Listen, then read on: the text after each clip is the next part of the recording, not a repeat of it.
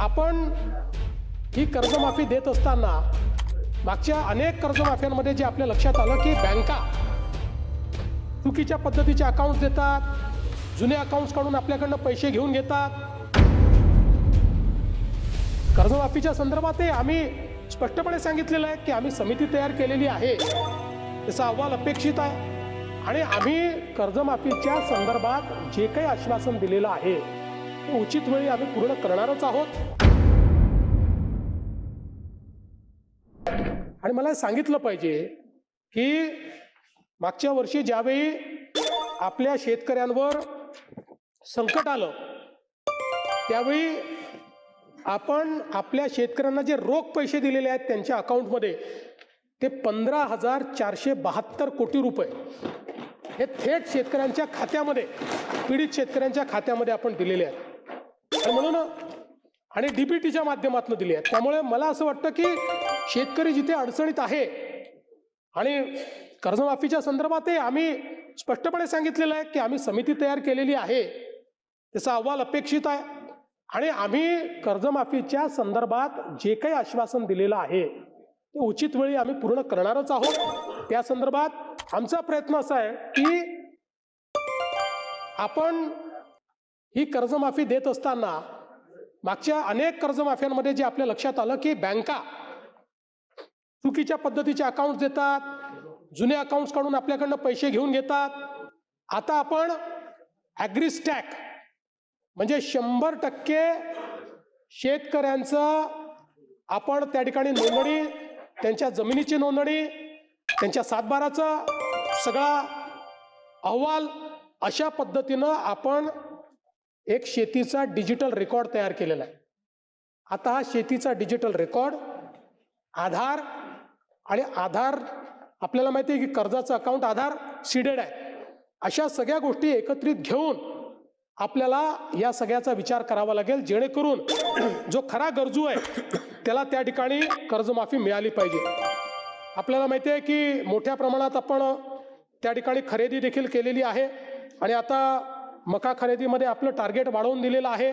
आपला प्रयत्न आता धान खरेदीची टार्गेट आपण वाढवून घेतो आहोत, त्याही संदर्भात आपलं बोलणं चाललेलं आहे। एक प्रश्न हा विचारला की तुम्ही मागेल त्याला कृषी पंपाची घोषणा केली होती, किती लोकांना पंप दिले? मला सांगताना आनंद वाटतो की आत्तापर्यंत जी मागणी आलेली आहे त्या मागणीपैकी 85% लोकांना पंप ऑलरेडी आपण देऊन टाकले आणि साधारणपणे आपल्याला माहिती आहे पूर्वीच्या काळात एकदा पैसे भरले की 2-2, 3-3 वर्ष पंप मिळत नव्हते। 2 महिन्यामध्ये आपण पंप त्या ठिकाणी देतो, 2 महिन्यामध्ये। आणि आता आपली गती किती आहे तर आपण जर विचार केला तर 2004 ते 2019 15 वर्षाचा कालावधी आपण जर बघितला तर त्या 15 वर्षाच्या कालावधीमध्ये आपण 14,74,000 पंप बसवले आहेत। 14,74,000 15 वर्षाच्या कालावधीत आणि 2022 ते 25 3 वर्षामध्ये आपण किती पंप बसवलेत?